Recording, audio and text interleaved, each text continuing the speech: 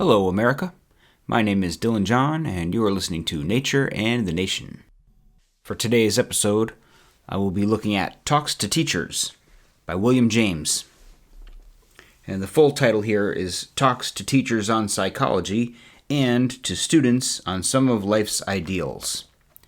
And the book is actually comprised of two different parts. The first part is Talks to Teachers, and that comprises most of the book. The second part is Talks to Students, and that comes after the shorter part, kind of self-explanatory. The first is a series of lectures that William James delivered to teachers, teaching groups across the country. He delivered these lectures for a long period of time.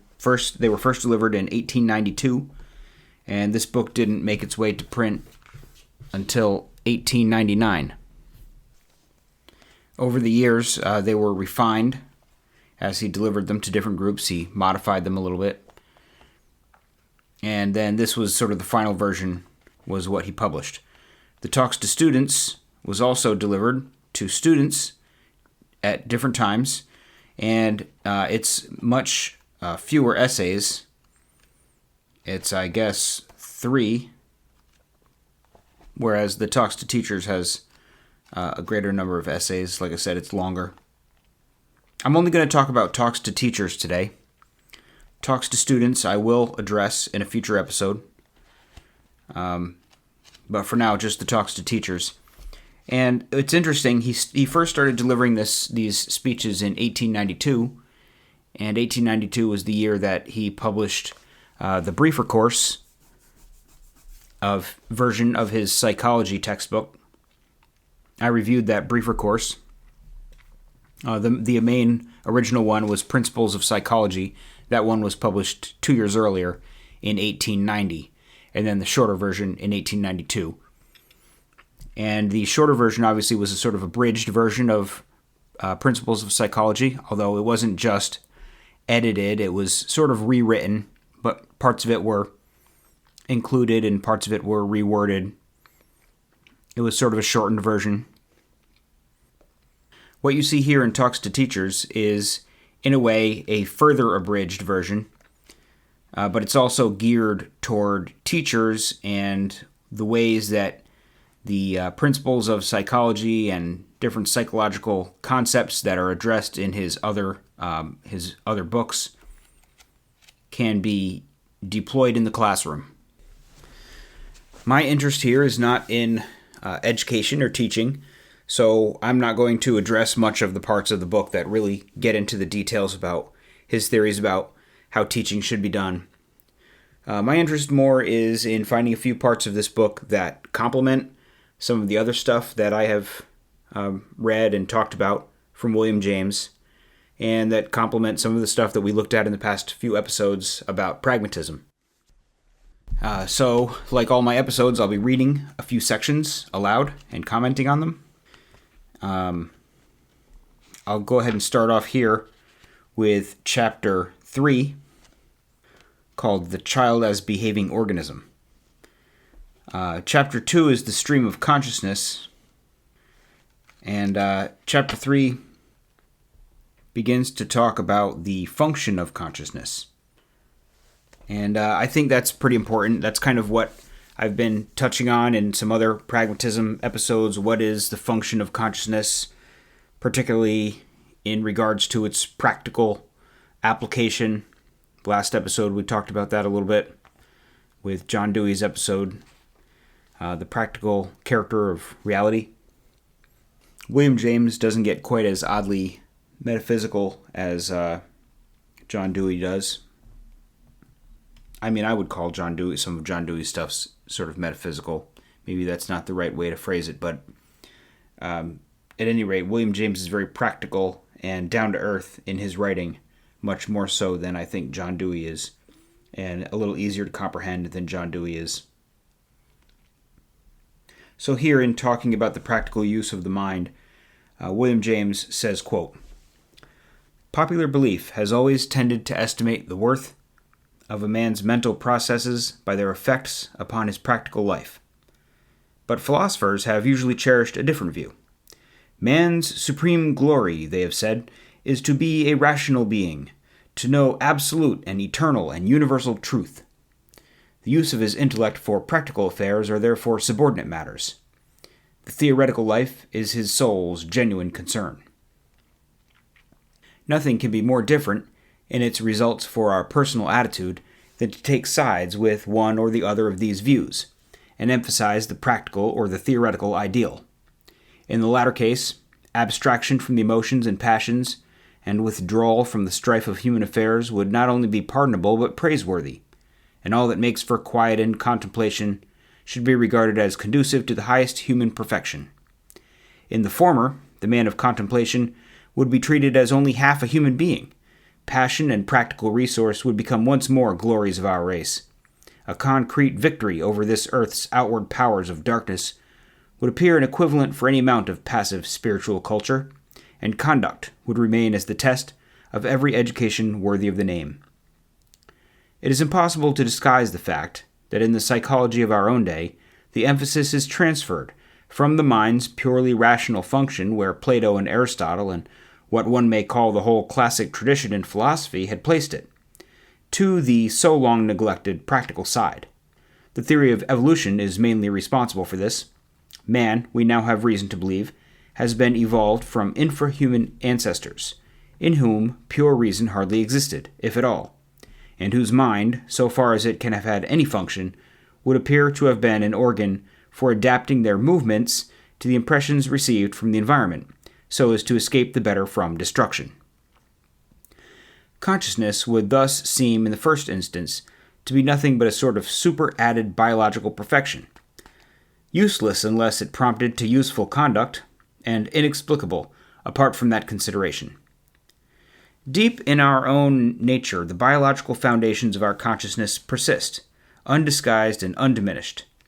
Our sensations are here to attract us or to deter us, our memories to warn or encourage us, our feelings to impel, and our thoughts to restrain our behavior, so that on the whole we may prosper and our days be long in the land.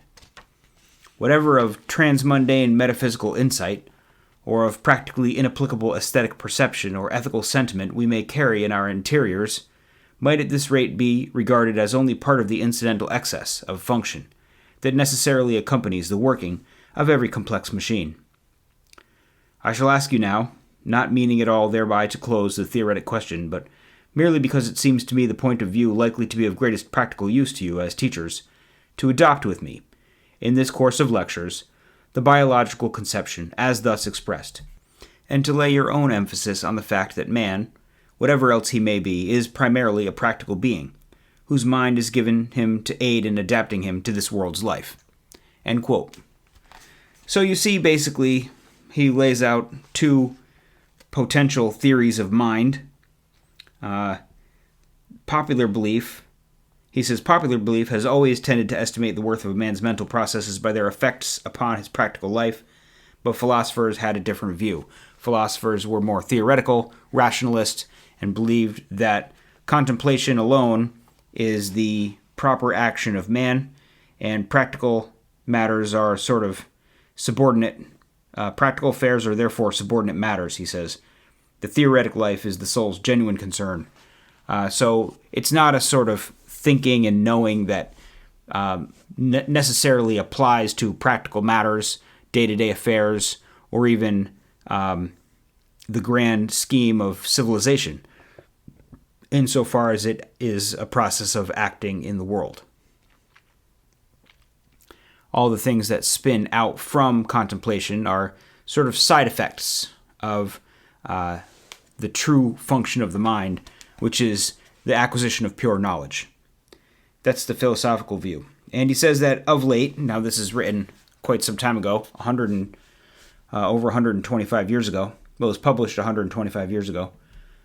He says of late, psychology is pointing us in the other direction, that the mind is in fact primarily a practical activity. And he lays this at the feet of the theory of Darwin, that in ancient times, pre-human times, the mind of animals, of our ancestors, was really just a practical affair. It was an organ that processed sensory information and translated that sensory information into muscle movement and other actions in order to maximize our survival. And that's it. The mind is a survival machine.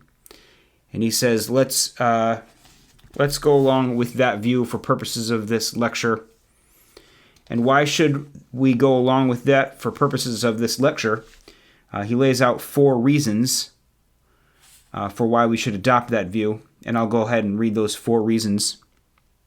He says, quote, "First, human and animal psychology thereby become less discontinuous. I know that to some of you this will hardly seem an attractive reason, but there are others whom it will affect. Second, mental action is conditioned by brain action and runs parallel therewith. But the brain, so far as we understand it, is given us for practical behavior. Every current that runs into it from skin or eye or ear runs out again into muscles, glands, or viscera, and helps to adapt the animal to the environment from which the current came.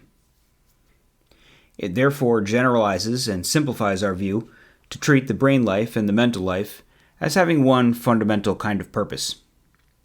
Third, those very functions of the mind that do not refer directly to the world's environment, the ethical utopias, aesthetic visions, insights into eternal truth, and fanciful logical combinations, could never be carried on at all by a human individual, unless the mind that produced them in him were also able to produce more practically useful products.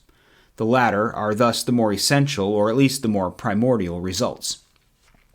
Fourth, the inessential, unpractical activities are themselves far more connected with our behavior and our adaptations to the environment than at first sight might appear. No truth, however abstract, is ever perceived that will not probably at some time influence our earthly action.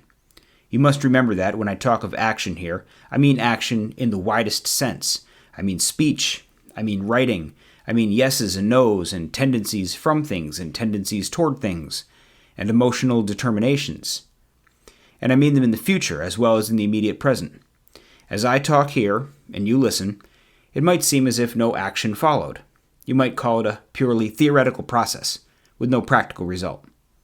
But it must have a practical result. It cannot take place at all and leave your conduct unaffected.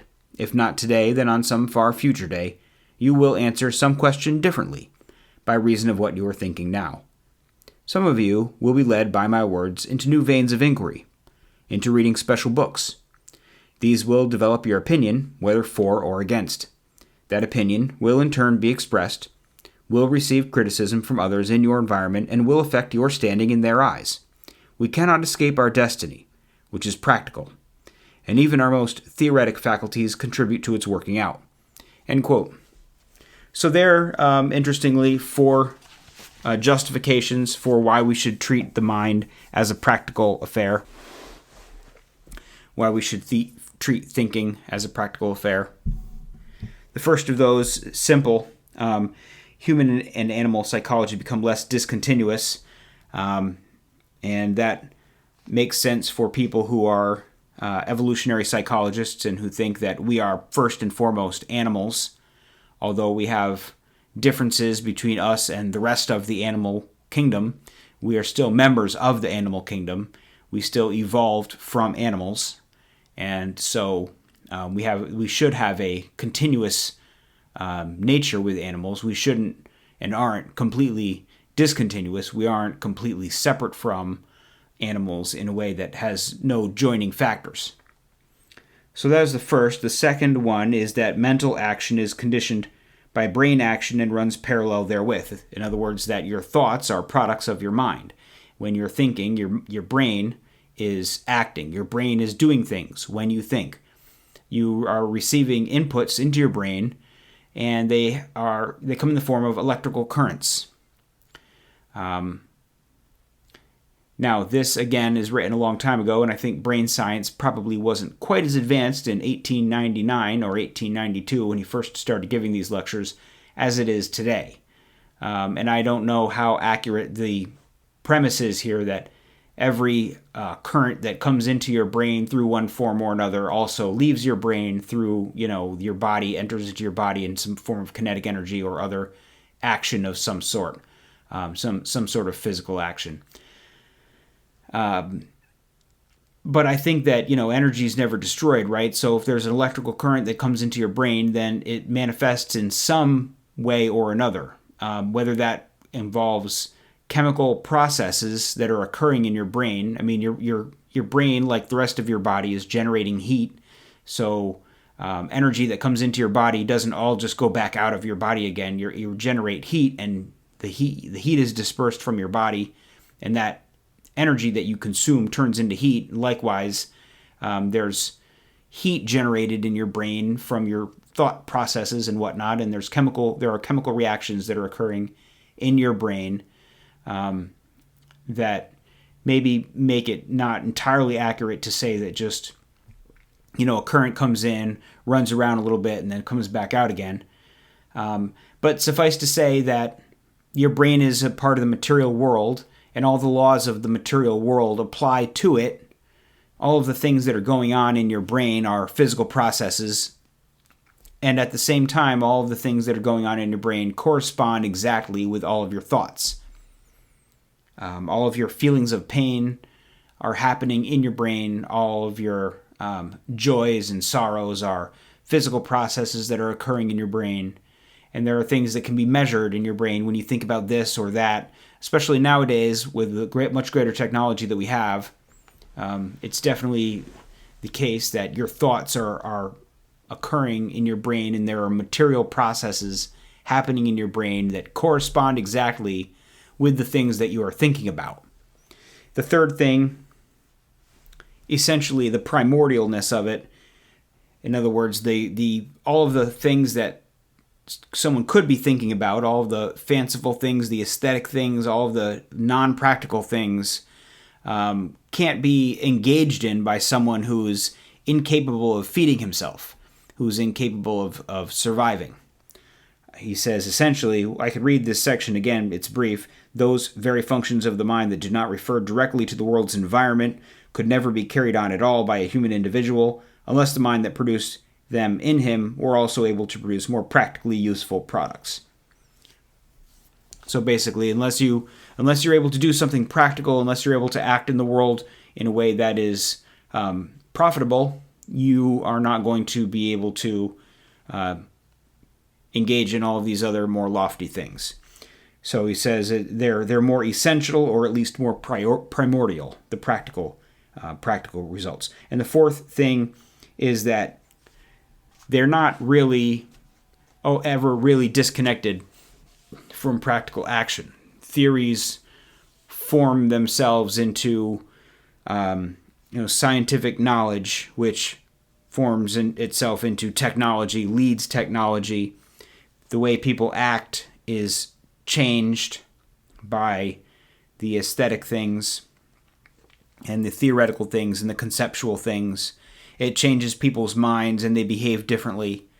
The people listening to his lectures may behave differently, may go home and talk about what they've heard, may read a book, may not read a book, may alter their behavior in some way on account of the things that they've heard, the mental action that has taken place in the listening of the lecture. So those are the four main reasons why he thinks that an action-oriented mind is the correct way to view the mind. So I'm going to jump forward quite a bit into the book to chapter 14, Apperception.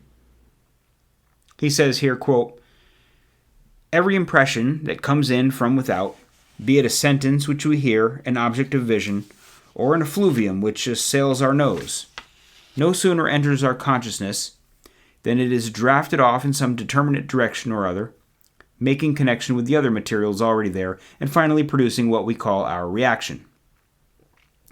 The particular connections it strikes into are determined by our past experiences and the associations of the present sort of impression with them.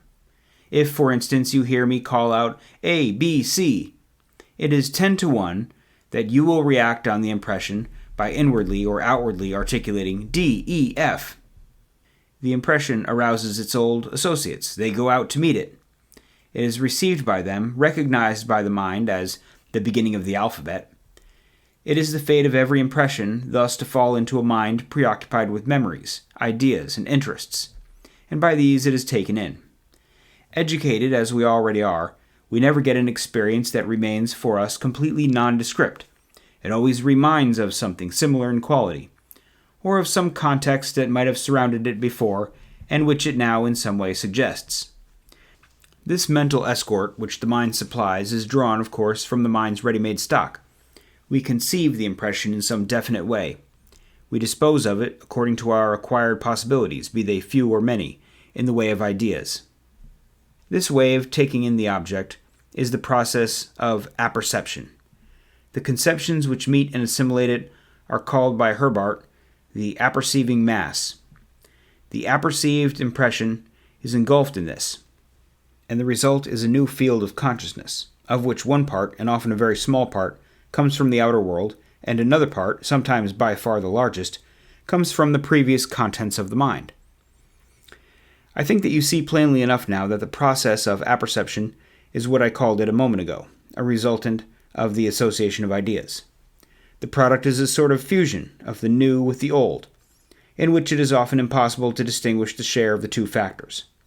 For example, when we listen to a person speaking or read a page of print, much of what we think we see or hear is supplied from our memory. We overlook misprints, imagining the right letters, though we see the wrong ones.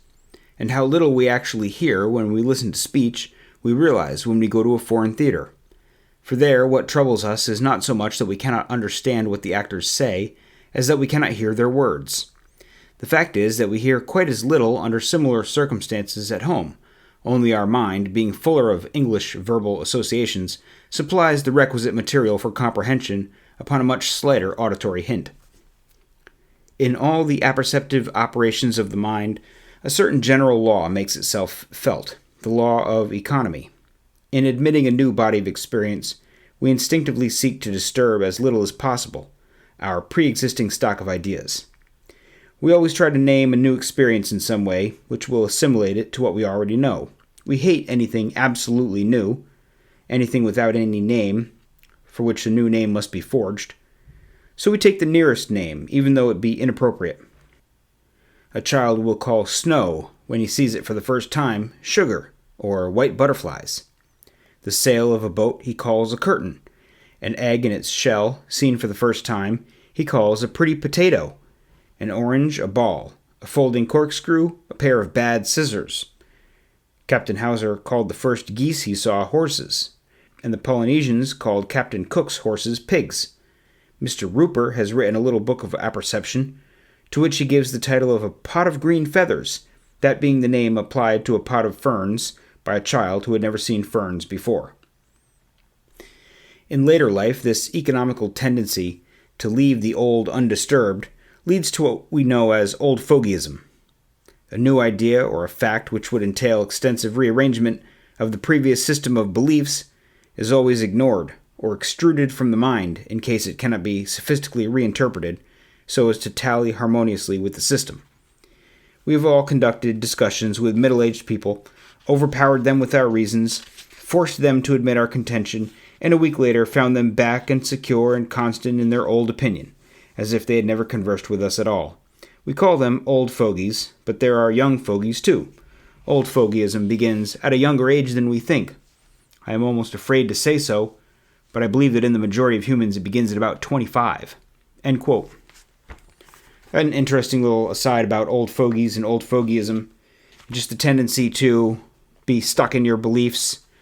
But he's really talking about apperception, which, I'm used to the word perception, but I suppose apperception is something different. The definition of apperception he provides here: the manner in which we receive a thing into our minds. I suppose the difference between perception and apperception being the perception is where it enters your senses, and apperception being the method by which you interpret it. The premise here, of course, is that every time we receive some sort of impression from the outer world, we associate it with something in our mind. This has been developed much more in a much more involved manner as the field of psychology has developed. You'll remember back in many episodes ago, Thinking Fast and Slow talked a little bit about association and the way we interpret things that we hear according to things we already know, and especially we interpret it to things that we've recently heard. Something that we heard in a previous statement will impact the way that we interpret and understand the next statement. Things like priming, things of that nature. This all relates to apperception and association. But that's really what he's talking about here. The way that we associate things like A, B, C, the first thing that you'll think is D, E, F. And especially if I've just told you about the connection of A, B, C and D, E, F, then you hear me say A, B, C, your mind goes right to D, E, F. Whereas if I was saying A, B, C, 1, 2, 3, and then I say A, B, C, you'll think 1, 2, 3. You're primed. Your mind is primed. Everything that we hear and see comes into our mind and is absorbed by us mentally by connecting it with other things that we already know, words that we already know that we can apply to it. If something doesn't relate to anything that we already know, it seems awkward and uncomfortable. We will find a way to relate it to something, and especially children who haven't seen many things in the world, they're still learning about the world. They make all sorts of strange associations, but they never quite take things simply as they are. They never, if they see an egg for the first time in its shell, they don't necessarily take it as a small round object that is yet to be understood, but they will say, oh, that's a pretty potato.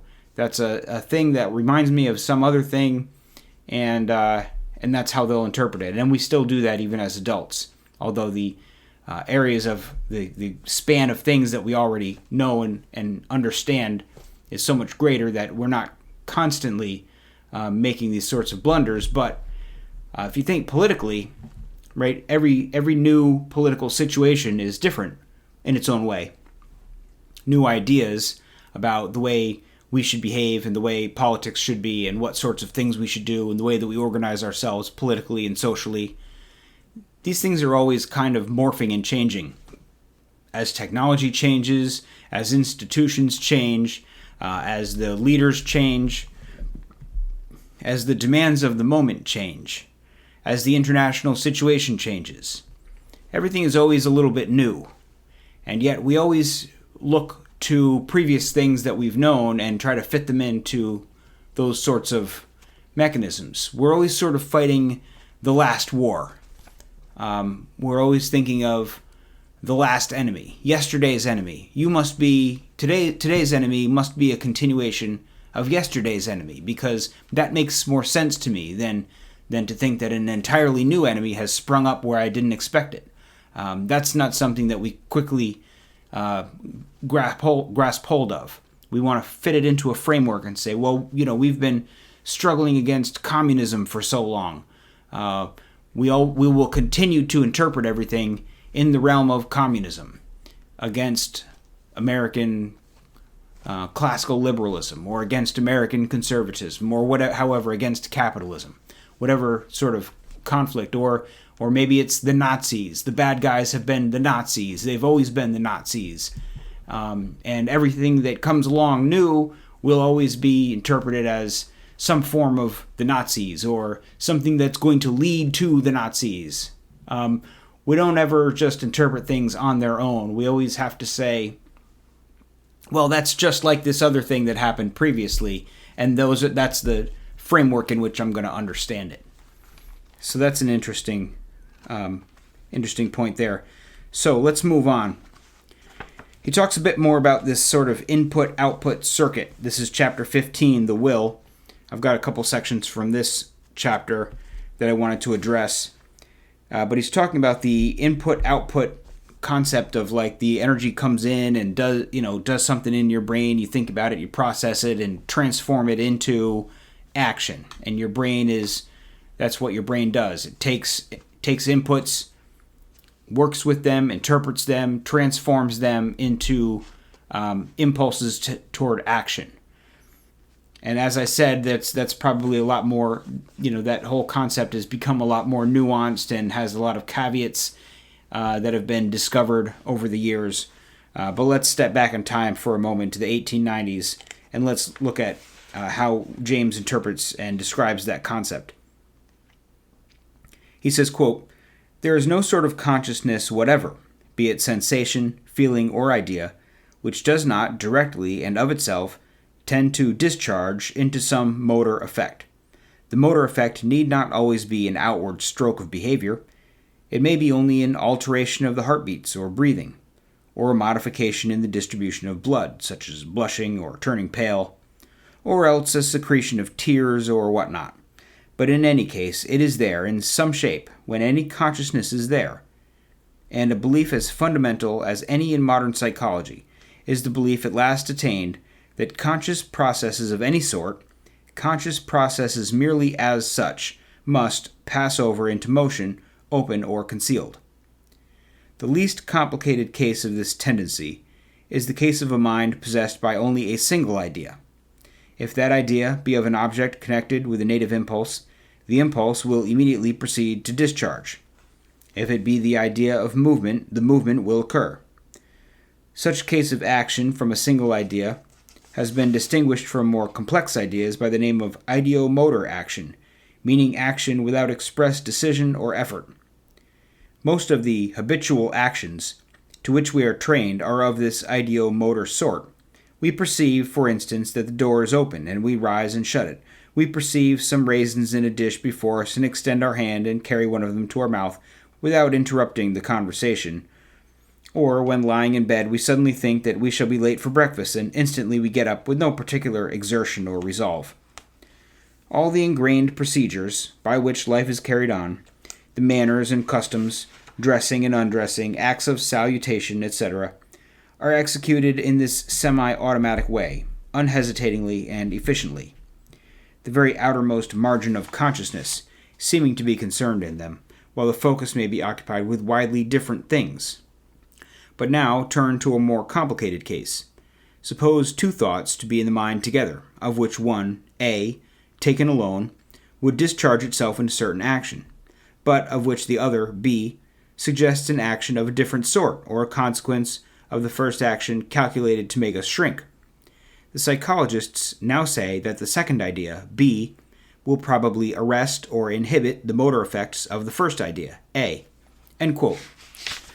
So he goes on at length there, basically describing how everything that you think translates into some form of action. It may be subtle, it may be less subtle. And he says the simplest form of this, the least complicated form of this, is when you've got a single idea and it manifests itself. If I want to reach out and grab something, I just do it. I just reach out and grab it. There might be some bit of thought that says, hey, I want that, but there's no competing thought really that says, no, don't do it. And so you just think, oh, I want that, and I just reach out and grab it. My will says, I want it, I reach out, I grab it. I don't have to put an awful lot of thought into it, and I don't have to force myself to do it. I don't have to concentrate on doing it. I just do it. That's when you have one simple idea and there's nothing inhibiting it. Then he says at the end of the quote, consider a scenario when you have two ideas, A and B. Idea A is to do something, but idea B is to do something else.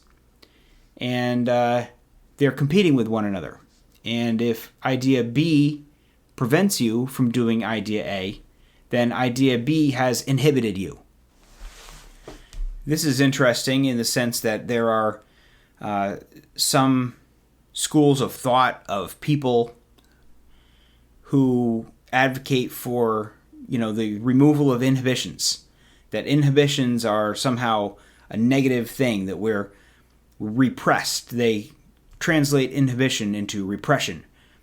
And the fact is, inhibition is obviously a fundamental aspect of human life and human thought. We're inhibiting ourselves all the time.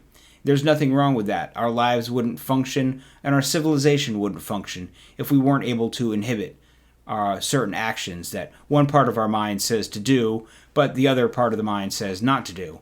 And if the part of the mind that says not to do it is greater and is pushing in the opposite direction, then you won't necessarily do it.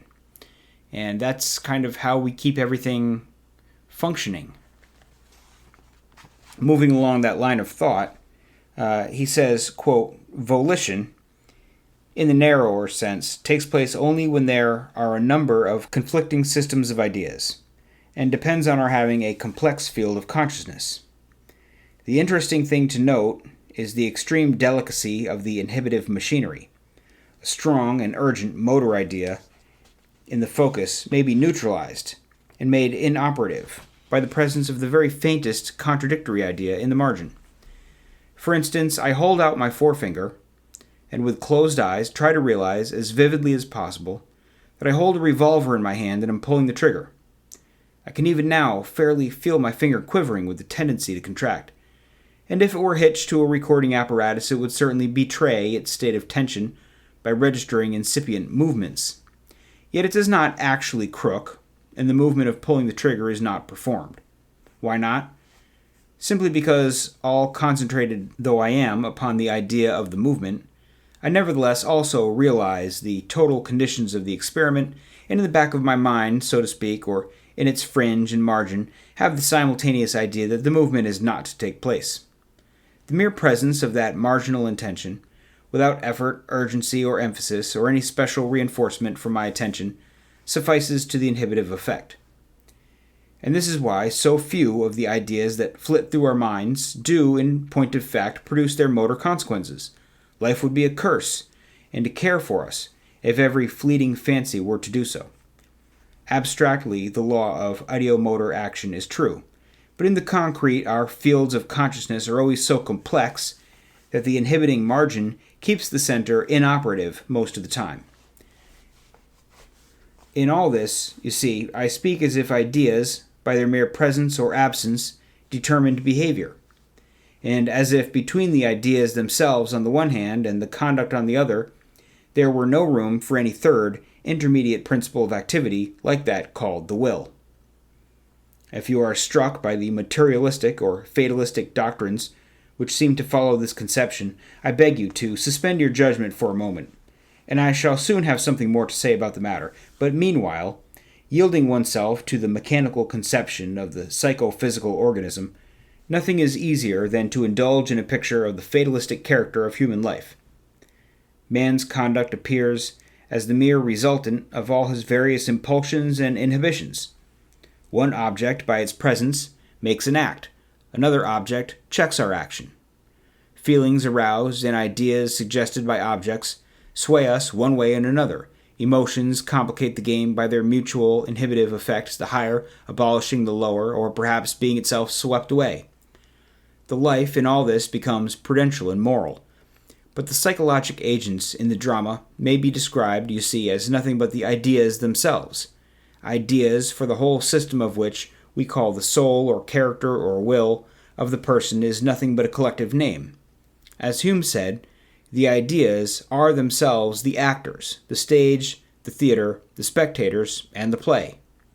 This is the so-called associationist psychology, brought down to its radical expression.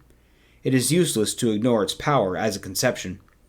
Like all conceptions, when they become clear and lively enough, this conception has a strong tendency to impose itself upon belief. And psychologists, trained on biological lines, usually adopt it as the last word of science on the subject. No one can have an adequate notion of modern psychological theory unless he has at some time apprehended this view in the full force of its simplicity. End quote. So he's really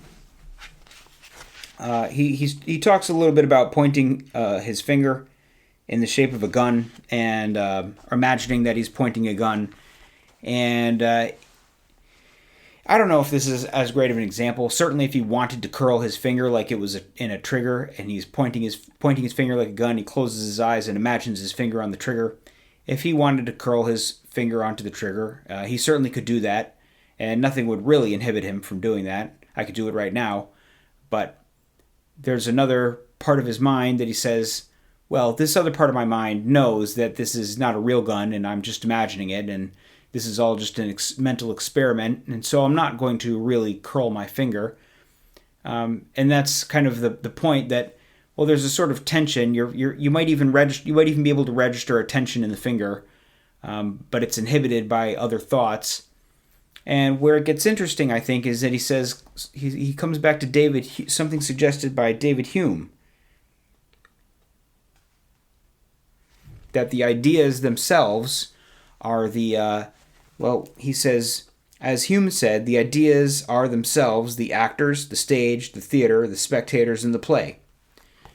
It's all just ideas competing with one another, and whichever idea is the stronger, or the more supported by other ideas, whichever cluster of ideas is the stronger, is the idea or cluster of ideas that will dominate. And he says, where in all this is the room for the will? Is your mind just a battleground of competing ideas, and you don't necessarily have a part in dictating which ones are going to win over which other ones? He says, I'll talk about that in a minute, but for now, consider how simple this all sounds. He says this conception, the associationist psychology, like all conceptions, when they become clear and lively enough, this conception has a strong tendency to impose itself upon belief. And this is a sort of materialistic, mechanistic view of the mind.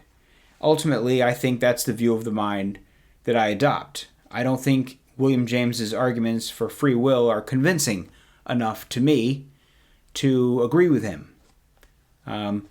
He gets into free will a little bit more.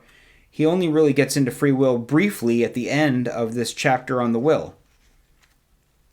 Interestingly, the next section he talks about temperance and balance, and he says, quote, voluntary action is at all times a resultant of the compounding of our impulsions with our inhibitions.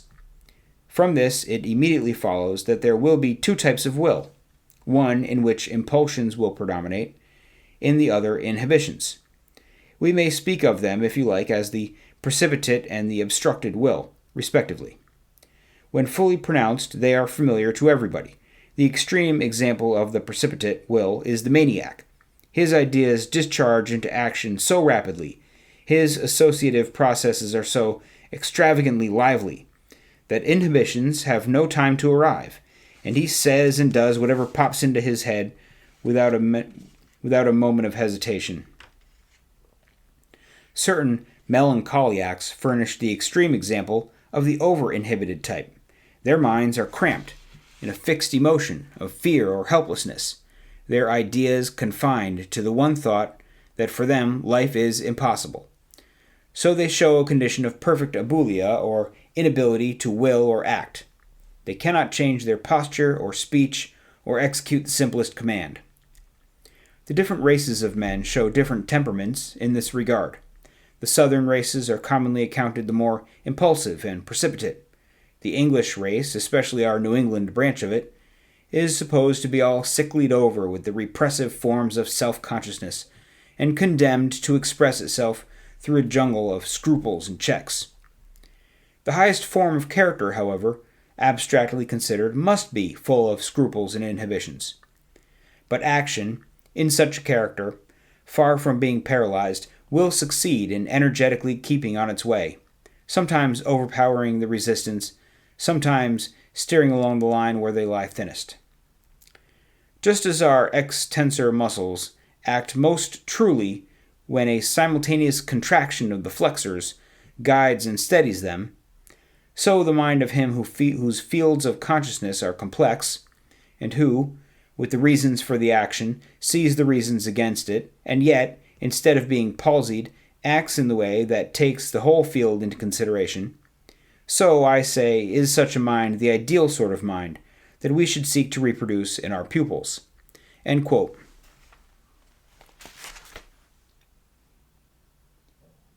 So he basically says, well, if all of your action is the result of the interaction between impulses and inhibitions, then different sorts of people will incline more toward the impulses, other sorts of people will incline more toward the inhibitions.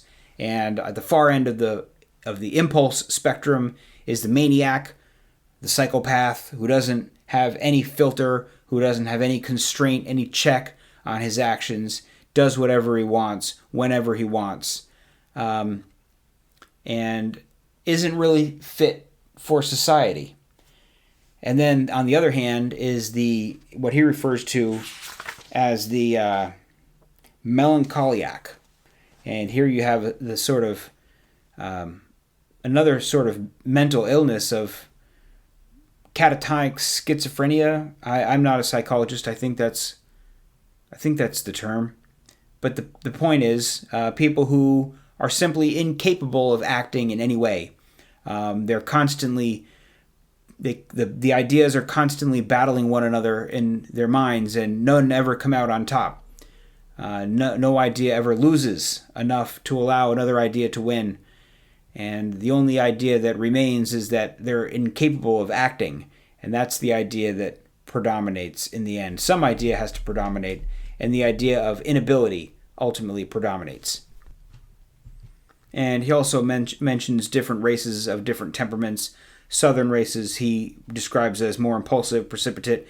The English race, he says it's supposed to be all sicklied over, so kind of a caricature of the English race or the northern races and all their repressions and inhibitions. But he says ultimately the best sort of people must have enough inhibitions and not be totally overrun by them. You don't want to be totally dominated and controlled by your own inhibitions and turn into the melancholiac. But the best sort of person is weighing the different options. There's this, then there's that. Perhaps I should do this, perhaps I should do that. Here are these consequences. Here are those consequences. What are all the range of impulses and what are all the range of inhibitions?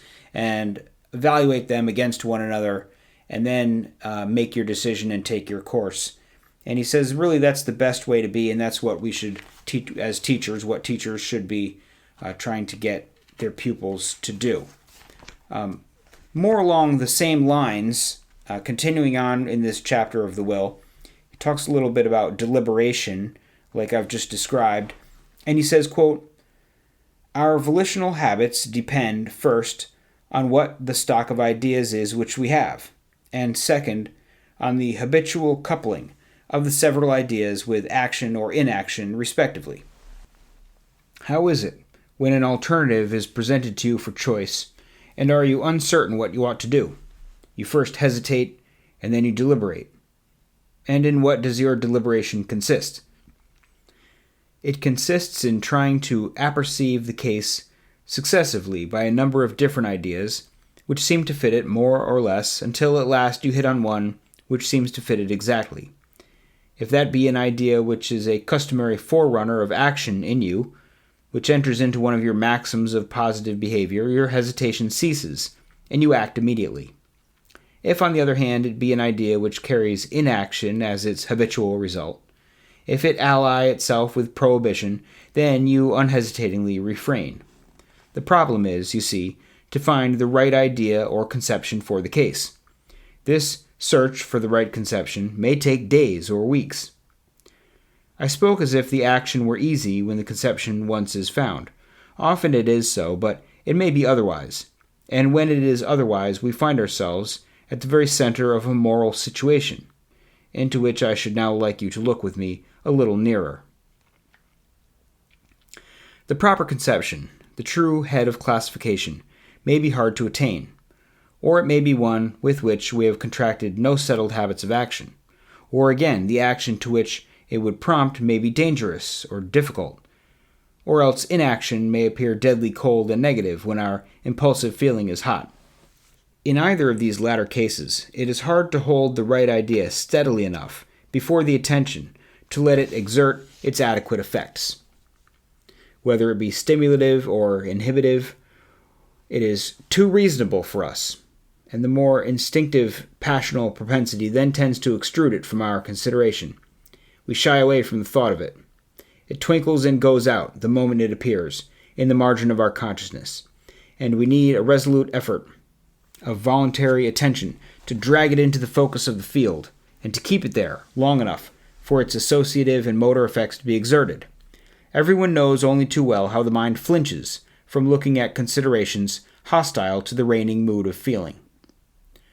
Once brought, however, in this way to the center of the field of consciousness and held there, the reasonable idea will exert these effects inevitably, for the laws of connection between our consciousness and our nervous system provide for the action then taking place. Our moral effort, properly so called, terminates in our holding fast to the appropriate idea. If then you are asked, in what does a moral act consist when reduced to its simplest and most elementary form, you can make only one reply. You can say that it consists in the effort of attention by which we hold fast to an idea, which, but for that effort of attention, would be driven out of the mind by the other psychological tendencies that are there. To think, in short, is the secret of will, just as it is the secret of memory. This comes out very clearly in the kind of excuse which we most frequently hear from persons who find themselves confronted by the sinfulness or harmfulness of some part of their behavior. I never thought, they say, I never thought how mean the action was. I never thought of these abominable consequences. And what do we retort when they say this? We say, why didn't you think? What were you there for but to think? And we read them a moral lecture on their irreflectiveness. End quote. So here he's talking a little bit about deliberation and morals. He says basically you're taking your circumstance and you're trying to find a concept that fits it, that provides you with a course of action. When you land on a certain concept, a certain value, a certain idea in your mind that fits the circumstances, then you know this idea is an idea that leads to action, or this idea is an idea that leads to inaction. I should simply stay put and inhibit myself in this circumstance, or I should act. But it has to find the right action. But sometimes it's not so easy as that. He says sometimes when it's not easy, you are now in a moral situation or a moral conundrum. Let's look a little closer at that. He says the proper conception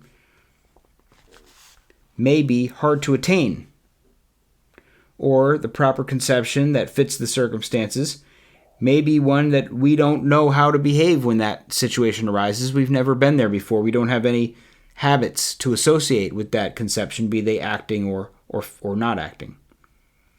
Or perhaps the action is dangerous, or perhaps the inaction is excessively cold.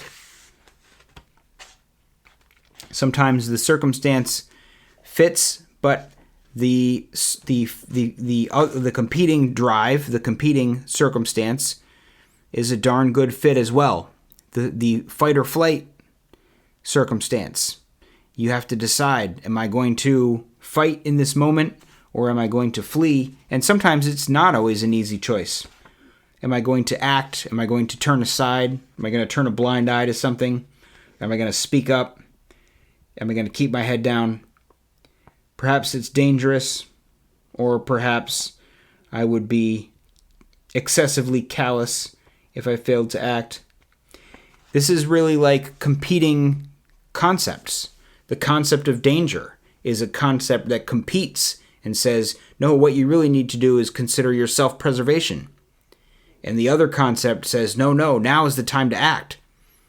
And those are competing drives. And when they are competing like that, and it's not simple for you to just land on one or the other, now you have a moral difficulty. And then he says later, well, what does morality consist of then if it's just, weighing these different options? And he says, really, it's the amount of attention that you give to it in order to make sure that it doesn't just leave your mind as a conundrum that you're not able to solve. Specifically, he says, if you're asked, what does a moral act consist when reduced to its simplest and most elementary form, you can only say that it consists in the effort of attention by which we hold fast to an idea. If the circumstance is such that if our attention was not there, we would simply not decide. When a decision must be made and you hold your attention and weigh and deliberate and evaluate the different circumstances long enough until you make up your mind. Failing to decide is failing to engage in the moral quandary. And he says, someone often says when they're pointed out that they've done something wrong or they've had some immoral act, they say, well, I never thought of that. I didn't give it any thought. I just acted. I just did whatever I did. I didn't consider the consequences of it. I didn't. And then you would respond to such a thing and say, well, why didn't you think? What were you there for but to think?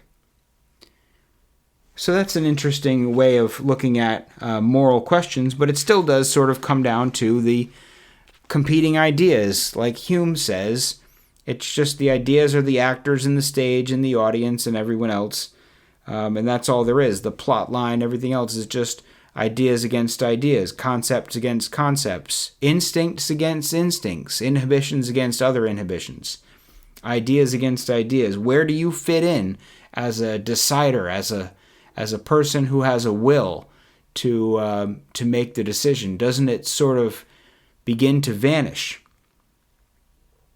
He says, quote, I have been accused of holding up before you, in the course of these talks, a mechanical and even a materialistic view of the mind. I have called it an organism and a machine. I have spoken of its reaction on the environment as the essential thing about it, and I have referred this, either openly or implicitly, to the construction of the nervous system. I have, in consequence, received notes from some of you begging me to be more explicit on this point, and to let you know frankly whether I am a complete materialist or not. Now in these lectures, I wish to be strictly practical and useful, and to keep free from all speculative complications. Nevertheless, I do not wish to leave any ambiguity about my own position, and I will therefore say, in order to avoid all misunderstanding, that in no sense do I count myself a materialist. I cannot see how such a thing as our consciousness can possibly be produced by a nervous machinery, though I can perfectly well see how, if ideas do accompany the workings of the machinery, the order of the ideas might very well follow exactly the order of the machine's operations. Our habitual associations of ideas, trains of thought, and sequences of actions might thus be consequences of the succession of currents in our nervous system. And the possible stock of ideas which a man's free spirit would have to choose from might depend exclusively on the native and acquired powers of his brain. If this were all, we might indeed adopt the fatalistic conception which I sketched for you but a short while ago. Our ideas would be determined by brain currents, and those by purely mechanical laws. But after what we have just seen, namely the part played by voluntary attention in volition, a belief in free will and purely spiritual causation is still open to us. The duration and amount of this attention seem, within certain limits, indeterminate. We feel as if we could make it really more or less, and as if our free action in this regard were a genuine critical point in nature, a point on which our destiny and that of others might hinge. The whole question of free will concentrates itself, then, at this same small point. Is or is not the appearance of indetermination at this point an illusion? It is plain that such a question can be decided only by general analogies and not by accurate observations. The free willist believes the appearance to be a reality. The determinist believes that it is an illusion. I myself hold with the free willists, not because I cannot conceive the fatalist theory clearly or because I fail to understand its plausibility, but simply because if free will were true, it would be absurd to have the belief in it fatally forced on our acceptance. Considering the inner fitness of things, one would rather think that the first act of a will endowed with freedom should be to sustain the belief in the freedom itself. I accordingly believe freely in my freedom. I do so with the best of scientific consciences, knowing that the predetermination of the amount of my effort of attention can never receive objective proof, and hoping that, whether you follow my example in this respect or not, it will at least make you see that such psychological and psychophysical theories as I hold do not necessarily force a man to become a fatalist or a materialist. End quote. So there he makes his statement about free will, and that is just almost the end. There's a little bit more, but not much. And he doesn't really come back to the idea of free will beyond that. So really, a lot of this book is taking this sort of approach of it all seems like predetermined and mechanistic, and he describes the brain and the nervous system as like a machine. And then with this sort of addendum at the end saying, well, he does believe in free will, and he goes into, obviously, in other books, the dilemma of determinism and the will to believe. He does talk about determinism and free will and his decision, especially the dilemma of determinism, his decision to believe in free will and to not be a determinist. But he really does, he says he kind of boils it down to a single point. The point of the attention that you give to the evaluation of the different ideas. Are you going to quickly let one idea win the day and hand it over control of your actions, or are you going to deliberate on the different ideas and allow the different ideas to each have their turn, speak their piece? It seems like he sort of brings free will down to a single point. He does describe it as a point. He says it's a point on which our destiny and that of others might take hinge. The whole question of free will concentrates itself then at this same small point. Is or is not the appearance of indetermination at this point an illusion? Well, it seems as though he's given free will really a very small role to play. He doesn't want to get rid of it completely, but he can't quite see how the theory of the competing ideas doesn't have to have a director, doesn't have to have somebody somewhere who makes the decision between which idea will win the day. How much attention, how much time is spent comparing the ideas, and things like that. Like, that's where free will comes in, but it doesn't seem like free will gets free reign. And I just think that it's doesn't seem to me like free will really has much ground left to stand on. More and more of it is chipped away and handed over to mechanical processes, and we might not want to let go of that last bit of free will because we have never understood these processes, and it has always felt to us as if we were free choosing beings. We evolved in a circumstance in which we understood ourselves as free and choosing and conscious and so forth. And to take that away would put us in a position where we don't feel comfortable. We don't feel like we're at home without our free will. We feel like we are negating ourselves. And so it's sort of uncomfortable because we didn't evolve to hold that belief. We evolved to hold a different belief. But the beliefs that we evolved to hold, many of them are true. Truth is a beneficial quality of ideas that helps that idea survive amongst other ideas and helps holders of that idea survive in the material world. But it's not the case that every idea that we developed in our evolutionary process is necessarily true. Like he talks about in the dilemma of determinism, belief in free will can actually make your life more effective and can fill you with a sort of zest for life that might be washed away in the ongoing arguments for materialism and in the shedding of our beliefs in free will. We can't help but feel like we're going to shed something incredibly valuable. And I can understand that. But sometimes the things that we believe just aren't true. So with that, I'm going to wrap this episode up. Thank you very much for listening. I'll talk to you again next time. Goodbye.